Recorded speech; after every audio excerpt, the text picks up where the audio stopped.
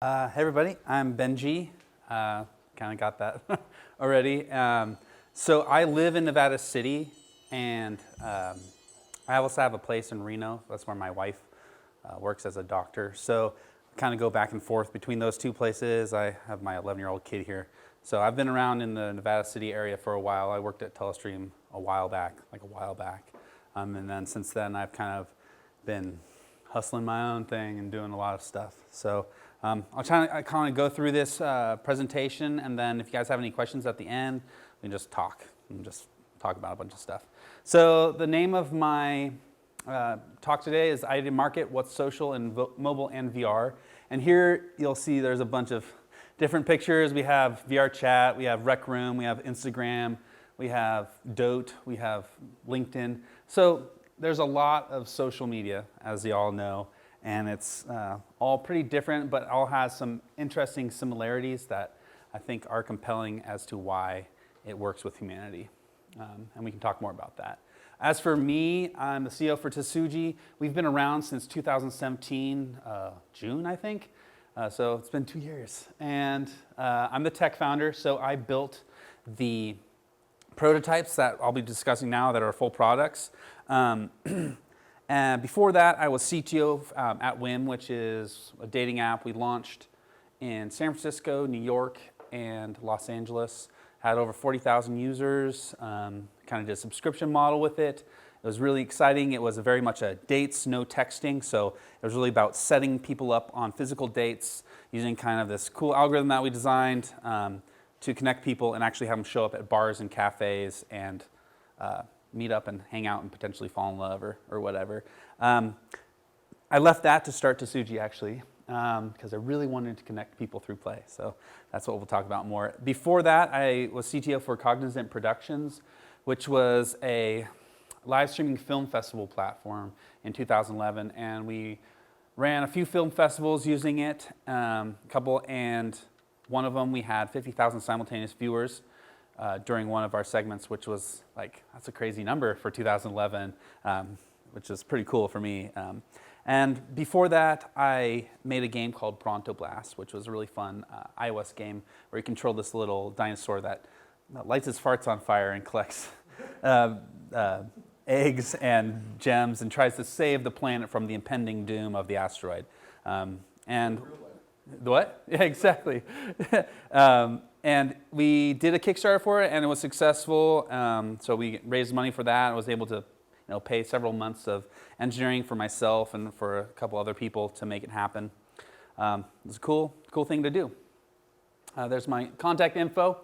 What we do at Tsuji is we're building kind of the future of crowd interactive social experience gaming and communication. So we've made about $400K last year building experiences for various clients and kind of building out tool sets. And with that, I've grown a team of 14 that are located in Vietnam, Vancouver, and California.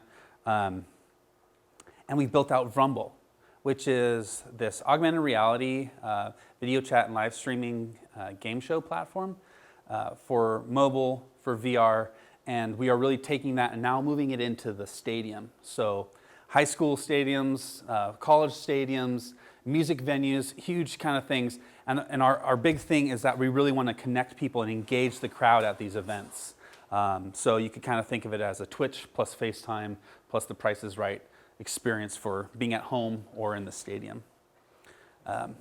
Why we do this is that I think there is a societal shift happening. We are very much a mobile-centric society now. We are swiping forever, passively sitting on our couches. My wife will be sitting over there, I'll be sitting here, and we're not talking to each other and just swiping and swiping and swiping. And so I think humans actually really do want to connect. We love consuming content and media and learning new things, but we also really want to participate with each other. So really, Tsuji is about connecting those people. And I think the best way to connect people is through play, through participatory play, both at home and I think at the stadium. A lot of times you'll show up at a stadium, people will just be still scrolling through their phones, not really engaged in the game. Maybe there's a way where we can engage people as a group to really have fun at that game coupled with the actual sport that they are there to watch. So, okay.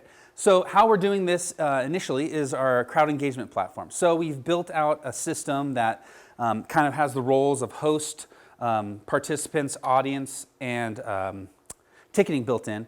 So we have a software development kit that you can, as a client, can get our crowd engagement platform, build out a crowd fun game experience. It will then allow you to live stream that game experience. You'll have a massive audience. We can support 500 people, 2,000 people, 15,000 people with our live streaming capabilities. And then you can play that trivia game or that voting game or that video challenge game with those thousands of people, and it can be geofenced. So we can make this experience very local to a certain stadium or sports hall or something like that. To do these kind of competitions. And what's great about that is we can then do really targeted sponsorships and product offerings within Rumble crowd engagement platform, so that people can get free food, they can get discounts, they can get all sorts of things that are empowered by the host or the people that are running that game.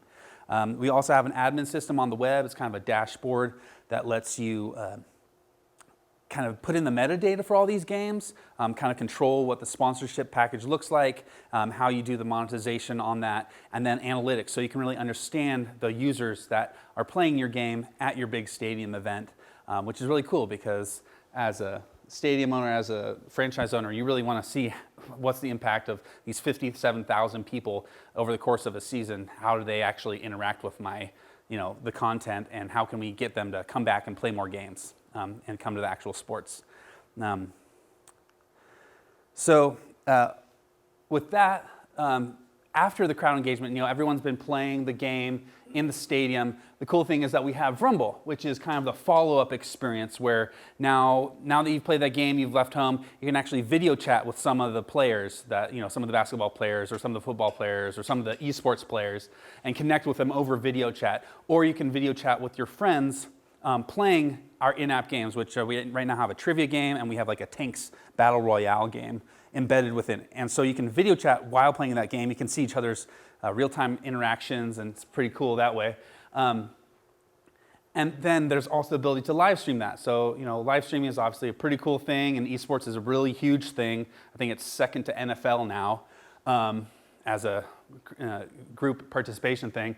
And so now you have live streaming, the group video chat, and the games all built into one, and then we secondarily also have some sticky video content, so you can stick around the app. It's a really great way to take that crowd of 15,000 or 500 people, whatever that you have at that stadium, and now they have a follow-up experience that you can really keep on engaging them with. We also have a VR capability, which is cool because interacting from a mobile into VR and VR back into mobile is not really a thing yet. But when you're sitting at home with your buddy and he has the VR headset on and you want to play a game together, and I only have my mobile phone, now with Rumble you can actually do that. So that's pretty exciting. Here's a little video to kind of demonstrate what we do. So I'll let you watch that. Hey everybody, welcome back to the show. So you swipe up on the bottom of your screen, it'll take you to a link to buy this brush. This is one of my favorite brushes to make. That's Nevada City.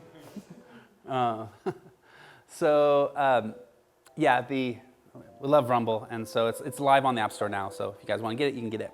Our third kind of combo to this whole package that we're building out of engaging the crowd at the stadium after the game is our Critters game. So you download the app, you can play, you can look at your table here and suddenly summon a little creature, a little critter that is a penguin or a bear or a kitty cat or a llama, actually. And you can dress them up. You can go take them on adventures where they can go explore the forests, and they can collect fruit and collect bugs, and go fishing. You can then play little mini games with them where you tap on them and you can play bubble popping, or you can toss a ball at them, play badminton, those kind of things.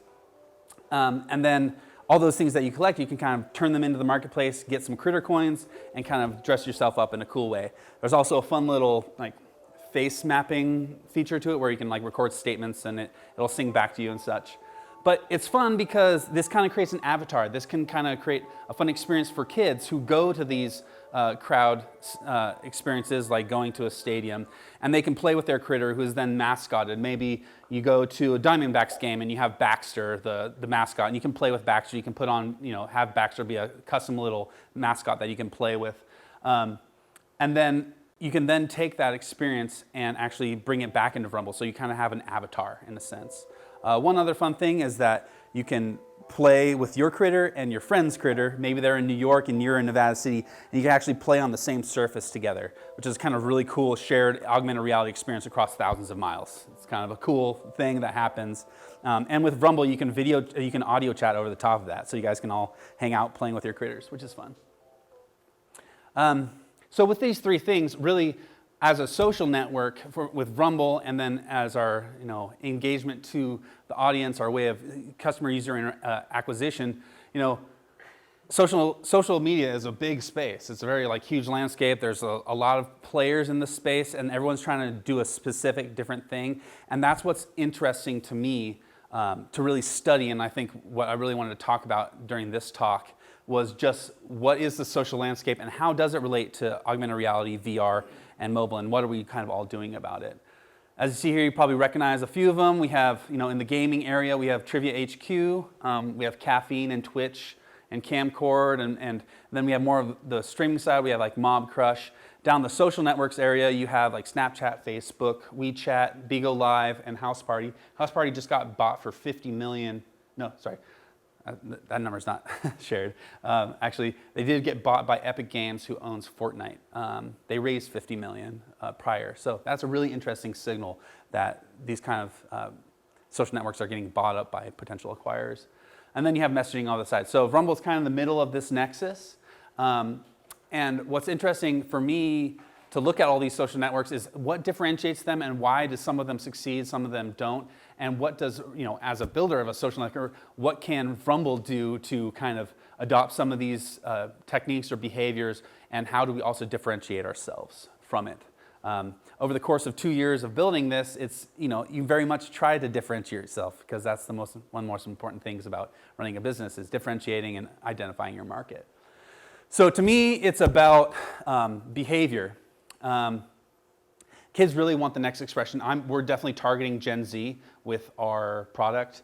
There are older demographics that you can target with various other social networks, but we're really targeted about Gen Z, so that's what I'm interested about. There's the obvious ones. Facebook's huge, right? Like 3.8 billion or something like that, people on it, and they're pretty much like 90% of the market. And then you have the other ones. TikTok actually, it's a Chinese company. Over the last year, it launched, and it's risen above Snapchat. I think it's 9th now in the race for global reach.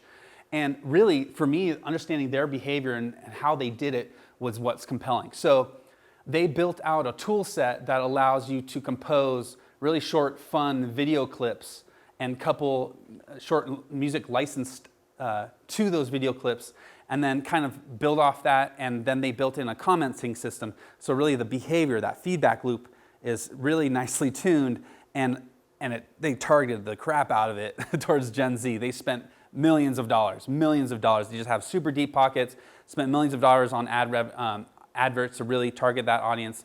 And you can see Facebook tried to respond. They came out with an app called Lasso, which is not doing, it's going to fail. And TikTok's just killing it, right?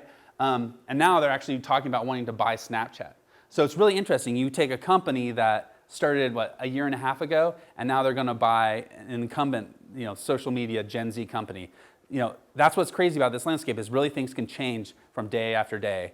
And that's kind of a compelling thing about it. And it's understanding the behavior of the market that you're targeting the most, I think, is how you build out a compelling experience. Just talk about another one, Snapchat. They were losing a lot of users, actually, and then they flattened out, and now they're climbing back up again. And I think that's because they really invested into the augmented reality technology, and so they are really able to understand that people love to manipulate their environment, manipulate their world, and create fun, engaging content. And so they just have some of the best tech in the augmented reality space to really let people, now put augmented reality experiences out onto landmarks, to craft fun experiences themselves with selfie videos and such. And then they actually just launched a game platform, which was a little tough for us at Rumble because we did that a year ago, and maybe if we just had millions of dollars, we would have been more competitive. But it's all about differentiating yourself. I think what Snapchat really did, I don't even know if the games is going to work for them.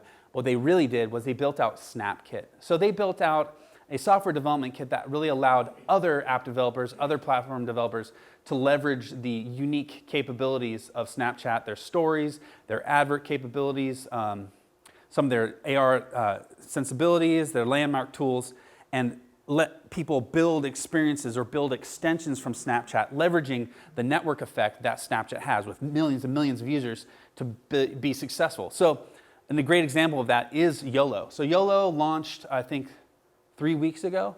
They went #1 to the top of the app charts because they pretty much just built an anonymous message filter that you then create an image or a picture for Snapchat and just let you Snapchat your anonymous question asking field to thousands and thousands of Snapchatters. And so they really just leveraged the Snapchat network effect for their app, and now they have millions and millions of users for a very simple app, and that they can now take that a little bit and leverage it into a better experience. Are they going to make money? Are they going to disappear in like 12 months or 5 months or 2 months? Maybe. I don't know. But it's very interesting to see how you can take this platform that Snapchat has built out with their SnapKit, really hit a very large audience that is exactly the demographic you want, and build a compelling experience that you could then maybe leverage into a real business afterwards. Another one I'd like to talk about is Yubo, and that is, they took Tinder, they took a little bit of Snapchat, and they kind of shoved them together and made a Tinder for teens, which, like, that's maybe bad, maybe good. I mean, the ethics part is a big discussion. We can have some talk about that too. But behavior-wise, everybody wants to connect, and I think they just really targeted that market. They went after that market as much as they could, crafted the experience so it was very teen. They used the latest designs that met the teen aesthetic, and then just marketed the crap out of it. So that one's pretty interesting. Now, where is VR in all this, or AR? We've talked a little bit about AR. Snapchat's doing a lot of that. But where is VR in this? With the release of the Oculus Quest, I think we have like a pretty cool time. Like, it was sold out for a long time, and people are just buying it up. And there's like a great way to play inside of VR. And what is the social connection way that we can play within VR? And there are some apps in there now. There's VR Chat, there's Rec Room, there's a couple other ones. But what I haven't seen yet really is the connection between mobile and VR. So a lot of people don't have an Oculus Quest, and the people that do have an Oculus Quest, they maybe only have one of them unless they're like super rich, and then they have like 4. They're like, hey buddies, let's come over and play. But where is that connection between mobile and VR back to mobile? I think that's a really interesting space to like play with.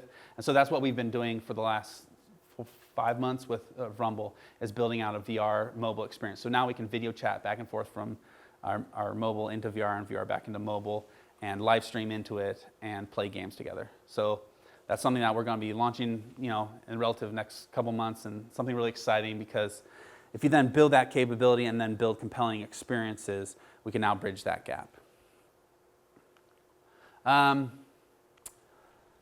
How social networks actually work, like how they are successful, is, from my understanding now that I've looked at it for a long while, is that you have to build out.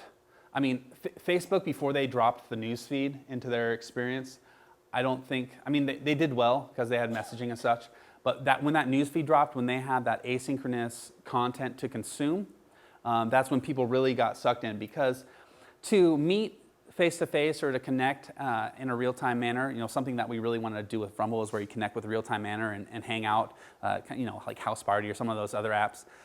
It's hard. There's a critical mass issue where, maybe your friend is out on a bike ride and you're at home and you want to hang out, but he's out on a bike ride, so you're not going to connect. Now, the asynchronous media, the pictures, the videos, that's what actually keeps people connected in the social. And then the secondary bit where you can then start building out a conversation. So we have all these social networks, and they do that. They do the asynchronous video content and media content and the feedback loop, which is conversation and chatting and liking and all that. So my question is, what is the next platform, and how is it going to differentiate from our current experience? I feel that there is that societal shift where people are wanting more participatory experience, where they're all hanging out, doing things together. Still will have the asynchronous content. You can't leave that behind. But if you really focus on the participatory, that's where you're starting to see, because since we have such high connectivity, and with 5G coming, there's going to be such high connectivity, we have the capability to have this participatory experience. We can consume all that data and do the things together. So that's pretty compelling to me, and that's where I'm really focusing on. Just a story about how we got here. We started in 2017, built out the prototype. Q1 of 2018, we wanted to launch it. Actually was set up a really big thing for South by Southwest because we got approved by Apple so we were ready to go, and then there was a small networking bug. So we fixed that networking bug. We ran into a reviewer who then kiboshed our app for 4 months. It was horrible. And in the meantime, another competitor that, it was crazy. That other competitor potentially, they launched a very similar thing, and it was kind of crazy because why did Apple not stop them? Anyways, Apple thought that we were breaking some rule within their user guidelines agreement, and which we were totally not, and it took me 4 months to explain it to the right person and get through the correct hierarchy to actually find the right person that was like, oh yeah, you're totally not doing that, breaking our rules. So after that, we were able to launch, which we launched in July of Q3 2018. We got some great user feedback, really chased after that user feedback, and then we ran into some funding troubles. So I had to get back to grinding away on that, which, we kept the team together, but we really had to focus on our clients more, which is how we funded everything, because this has been completely bootstrapped, right? We've spent $350K plus on this, but we've got more money through actual client sales, which has been great. Then Q4, we launched Critters of 2018, which was really fun. We got Product Hunt made us the top 10. We were one of the top 10 apps for that day, which was really exciting. We got like lots and lots of downloads. But then we found that over the next couple of months that the user engagement loop, that feedback loop that I'm talking about, it wasn't finely tuned enough for us to keep and hold on to users long enough that we could really monetize well off them. So, we have some better plans on that, but, as certain your resource constraints, you focus on certain things that you really want to do. So we're back on to focusing more on Rumble in this case. We are doing our Rumble Android beta now, so we are pretty much done with Android on Rumble. We are doing kind of a new UI thing for it, so that's the next thing coming out is our Android version of Rumble, which I think will be huge. And we are going through some pretty cool relationships with a couple high schools and a couple pro sports teams to get our crowd engagement out there and then follow up with Rumble. So lots of things are happening right now, which is exciting. In the next bit for like 2020, we're really going to focus on our AI and the social fabric tool sets that we have. It's really interesting building out this large social platform. There's so many things to really focus on, and you start off with one platform so that you can kind of prove the idea and get a certain number of users, and users like it. You keep on chasing after what kind of features they like, and then at the same time thinking more broadly about how you're going to do bigger steps within the product that you're building. So now we have an iOS, we have an Android, we have a VR, we have all the back-end systems that need to scale that to millions of users, and we have the admin system so that we can then review the content that people put up on our platform. Because people put up bad stuff. And so you have to have that tool set now. You never want to optimize before you really have to optimize. Like, it's just a waste of time. Like, if you don't have millions of users, why optimize for millions of users? But you do just need to encounter some of those social problems and make sure you're equipped for that. So we are now equipped for our new features of uploading moments, which will be a great way for users to provide more content. At the same time, we can filter for pornography, hate, and violence, and all those horrible things.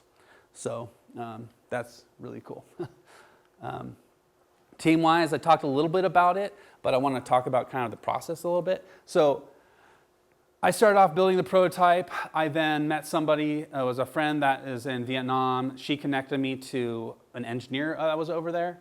And so we just kind of slowly built the team in Vietnam. And then some people moved to Vancouver, had a person in Colombia for a while, for about a year. And, you know, it's a little difficult, like it's different time zones. And it means I start working with them, at least. I work from, 7 a.m. But with them, I work at 6 p.m. till like midnight or 1 a.m., right? Just every single day. And it's fine, actually. As long as you really leverage these asynchronous communication tools, the language barrier can be an issue, but if everyone has good written English, you can really get things pretty clear on communication. So we use tools, and you probably know about this, but Slack and for communication, GitHub for code check-ins and code review, doing pull requests and such. We use Jira for tracking our tasks.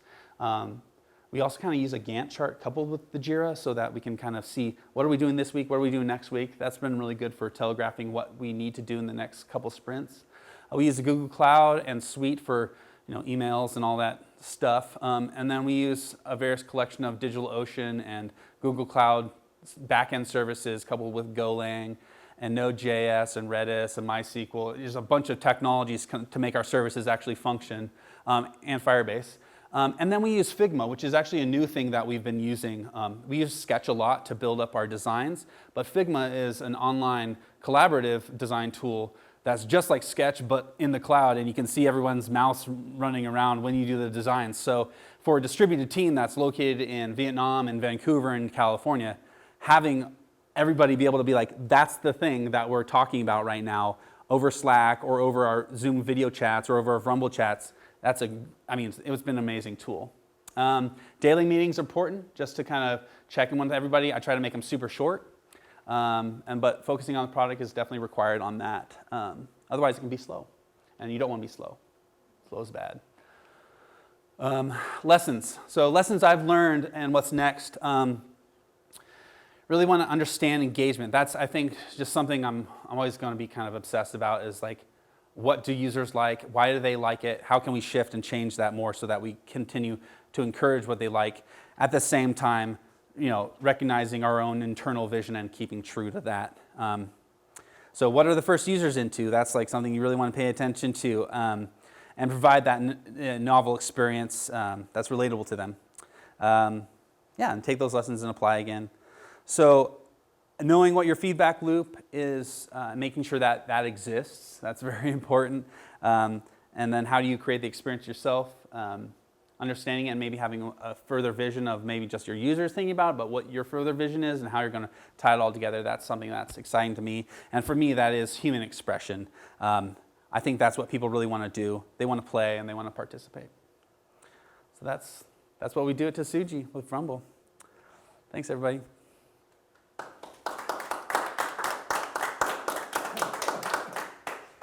Does anybody have any questions or thoughts? What age is your target gen? You said Gen Z. Yeah, Gen Z. So that's like 14-year-olds to like 20-year-olds. It's a young audience. Maybe they don't have the most money, so maybe you don't monetize as well off them, but you do later down the road. And also there's a lot of ancillary interesting things that Gen Z has. I think them as a demographic, I think they're more into the participatory experience than millennials or Gen X or cusp, or older. Like, I think they're really into it and they're really authentic about that, and they want people to be authentic. Like, so understanding that and how they move forward into into their 20s or into their 30s, that's something compelling to me as a generation. I was curious about the demographic on Critters. Yeah, Critters. So it's skewed pretty young, though actually we found a lot of 30-year-old women were really into it. Yeah, which was cool. It's kind of definitely related to a game called Animal Crossing. I would say like it was inspired by Animal Crossing, which is like a big Nintendo game that has a 30-year-old demographic on it. So We definitely targeted some ads to that just to see how that happened. And then, it was targeted for kids. There's an interesting thing around augmented reality. There is some usability problems with it. Like people finding a surface, using the computer vision enough to find those feature points so that you can then map a world onto it and let people interact with that world. It can be difficult for young kids. For like the 10-year-olds, they get it fine. They're like, oh, sure, I can do that. Like, you just hand it to a kid at a family party or whatever, and he'll just be like busting it out, and he'll play it for like 40 minutes, right? So targeting that group, the younger group, is great. It's how we kind of really monetize off that is through rewardable ads, which I think is like ethically better than just shoving ads into their face, because kids will play games forever. But just using them as ad walls to like look at. I felt rewardable ads where they're like, oh, I want to get a little bit more candies so that I can buy this thing for my critter. All right, I'll press this and I'll watch an ad. So it's more like you can choose to watch that ad, and then you get that virtual currency that lets you buy that item that you want to have, versus like just slamming them in the face with ads every day. Are they able to import their own critter? No, not kind of. I mean, it's a closed proprietary system. We have 4 types of critters. We don't have really like an authoring tool for them to make it outside, like on their desktop or anything. It's just you can definitely take that critter and put it into Rumble though. That's we had that as a feature. We kind of disabled it for now because we want to refigure how we do augmented reality within Rumble. But yeah. Love to show you what we're doing inside of OpenSim, which is the Second Life platform, with pre-built critters, and then the ability for someone to bring in and become their own critter as an avatar. But it's an immersive rather than augmented space. Okay, great, thanks. Good work. I mean, it's hard to be an entrepreneur today, isn't it? As in Critter, is it a video that they watch, or when they click on watch an ad, or is it a... Yeah, it's a video. Yeah, there's not really augmented reality augmented reality ads yet, but that'd be a great thing to make. Can you say how much you make per one viewing? Yeah, per one viewing, it's like a couple cents. How do you filter the in the other app? How do you filter inappropriate material? Is it automatic? Right now, it's all Mechanical Turk style. So we got human beings. So me, or my constituents, like we watch sucky videos and say they only percolate up when a user reports them. So they hit a certain threshold, and then if it has a couple of reports, then that content gets suspended, and we take a look at the content. So it's very user-driven on how those things are reported. We don't do any machine learning or image analysis right now, just because. So the creator how does that compare to Pokemon? Yeah, so with Pokemon, they definitely use like a GPS or geolocation to it's almost like a geocaching game where you go out and you find that little thing when you walk that direction, and then you collect it. And then you have 600 of them or 700 Pokemon. With critters, it's more like you have, if you've ever played The Sims, it's like you have a little dude that you can play with, and he's your friend, and you can do a bunch of things with him.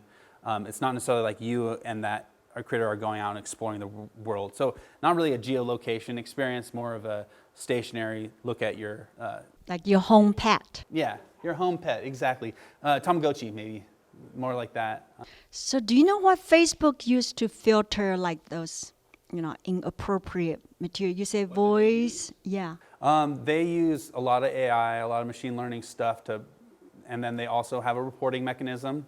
It's actually kind of required, like if you submit an app to the App Store, iOS App Store, if you have user-generated content feature capabilities, you need to have a methodology for removing the content, and that's part of the user agreements that you have, or the guidelines that Apple sets aside.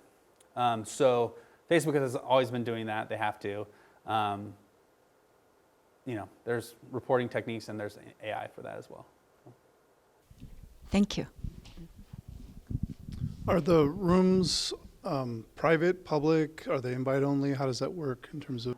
So within Critters, they are public actually, but there's no talking. Like you couldn't randomly talk to another critter. So there's no nothing nasty can happen. With Rumble, which is a video chat app, you can choose to make your room public, open to the world, and anybody could join and show you their genitals or something awful like that, right? But it starts off private, and you can invite your friends. I thought at first about just leaving them open, just to kind of create that crazy mashup to happen, but people don't really like that actually. They log off super fast. There's another app called Monkey that just randomly, it's like chat roulette, just randomly connects you with people. And you see some crazy things on that whenever you look at it. Because you get connected with random people and you're like, ugh, again? Yeah. Now, more on the sort of development side of things, do you, you mentioned a combination of asynchronous as well as some synchronous communication. Do you tend to do certain tasks asynchronously and other tasks synchronously, like product design synchronously and just implementation details offline kind of thing? Yeah. So normally I come up with some ideas and then we do some little sketch out designs and then I kind of know how they technically would work because I've done a lot of that. But then I check with my director of engineering and we kind of hash out some of the scale problems that could be with it. And then we just pretty much design it out in Figma and then break it down into tasks that are consumable by engineering and work through sprints to get them done. Is that kind of what you're asking? Yeah. Okay, cool. You were talking about setting up in stadiums and all. What kind of infrastructure do you need to support 30,000 Wi-Fi? Yeah, so that is a challenge. So per stadium that we go and visit to, before we even sign the deal, we kind of check to make sure that there's enough connectivity infrastructure for it to happen. So we've been talking to the Sacramento Kings about it. They have a great setup. Menlo School, which is what we're all good to go. We're going to start with their basketball, and we're talking to their football team, but we're going to do their basketball teams in the early fall or whatever, or late fall. When you say you're going to do them, what do you mean? So yeah, so first your question about infrastructure issues, we make sure that they have enough connectivity. Like Menlo School has 200 megabit up and down, and they can handle 500 connections, which is inside their stadium right now. So then everybody, when they walk into the game to go attend the basketball game, we are handing out Rumble stickers. It's a very hands-on experience when this happens. We hand out stickers, they download the app because the sticker has a way to download the app. And then when they open up the app, it says, Menlo School has a basketball quiz game and we're going to start it during halftime. And so they join that live stream that's happening when halftime happens, right? Someone goes out into the court with a microphone so they can hear them across the big speakers, and then they hold their phone out in front of their face and start the actual quiz game on their phone. Then everybody in the audience has the game on their phone as well. And so everyone is playing the quiz game, talking to their friends, joking I think it's answer A, I think it's answer B, I think it's answer C. And after 10, 12 questions, whoever the Menlo School wanted to set up, then the prizes get awarded to whoever actually made it through all 12 questions. Now, you're doing this through video streaming from each user? Yeah, so actually it's one to many. So the host that's in the middle of the basketball court, their video feed from their selfie camera is going out to all those phones within the audience. But how does the many communicate with the many sitting next to them? There's a chat functionality, so they can text chat if they want. But for this instance, they just talk to their friends. But at the end, then they win a prize, and then now they have Rumble on their phone, which is really cool. So we just acquired 500 users at this one basketball game, or 2,000 users, however many people are in the stadium. And then later, they can open up Rumble again, and they can chat with their friends in their own video chat room and play games together. Not this crowd game, but more of this personal friends game, right? It sounds like it's sort of defeating the purpose of going to the game. Yeah, so, that was So what's interesting, is if you go to those games, you see a lot of people during the game, yeah, they're watching the performance or whatever, but during pregame, postgame, during the halftime, people are just spacing out, looking on their phones. Like, we are this mobile culture that's very driven by being in our phone. So if I can have people within the crowd that are like playing a game together, using this tool, it's like a huge group game, then we're actually encouraging the audience to participate more in the content that they're at, which is this basketball game. One other question. What is an RPG game that I keep seeing people with millions of dollars? Yeah, so that's a role-playing game. So you take on a role of being a wizard or a warrior or a high elf, something like that, and you go explore a fantastical land and gain experience, which makes you level up your character so you can have more powers. Maybe after playing for a while, you can become a better wizard. Maybe you can cast fireballs instead of matches. Well, of course, I've seen these things on television where they have contests, I guess. Oh yeah, they're $1 million prizes. Oh yeah, esports. You're thinking esports? Yeah. So those are more like tactical battle games. Right. Yeah, with fantasy characters in them. They're more like battle games, actually. Yeah. Use a similar infrastructure. Yes, exactly. Yep. We definitely use similar infrastructure. We don't support, for our trivia games, it's very much like small little data points. It's not like a real-time battle between 100 people. That's a little different. Ours is more like the one-directional kind of thing, but yeah. So I'm just curious, as you talk about this event-based experience, and then you're trying to bridge into an extended experience or an extended engagement, are you finding that to be successful, or are you finding that to... Yeah, so that is working out for us. The point where it depends upon how we do the deals with the sports teams. Some sports teams want to maintain their own brand identity, and so they don't want to have Rumble be the thing. So that's why we kind of have this software development kit. And so that's where we would kind of lose users. But in the deals that we work, we definitely try to drive people to our Rumble app. For some partners, like, we just have them download the Rumble app, and that's where they get to play the location-based event game. So that's interesting, right? It depends upon each deal. So is Rumble embeddable in other apps? Then you have a software development. Yeah, so we have a software development kit that allows login, chat, video live streaming, like pretty much all the features. Is it fully embeddable? Like, we wanted to add chat in our... Right, if you wanted to grab my SDK, right now it's a very, it's an involved process right now with the people that we work with. It's not like download the SDK and put it in 5 minutes. It's not like that yet. It's kind of it's a large thing right now. A little bit about the marketing, how you marketed the two products. So we really did a lot of soft marketing. So we haven't like spent thousands. I mean, we spent some money, but really it's about we've gone out to various schools. We've gone out to various groups online to connect with them, but it's been more of a soft push. Really understanding that at this point it's with the July launch in 2018. Is more like we're going to get some feedback from people and see what they like, what they don't like, and then modify it.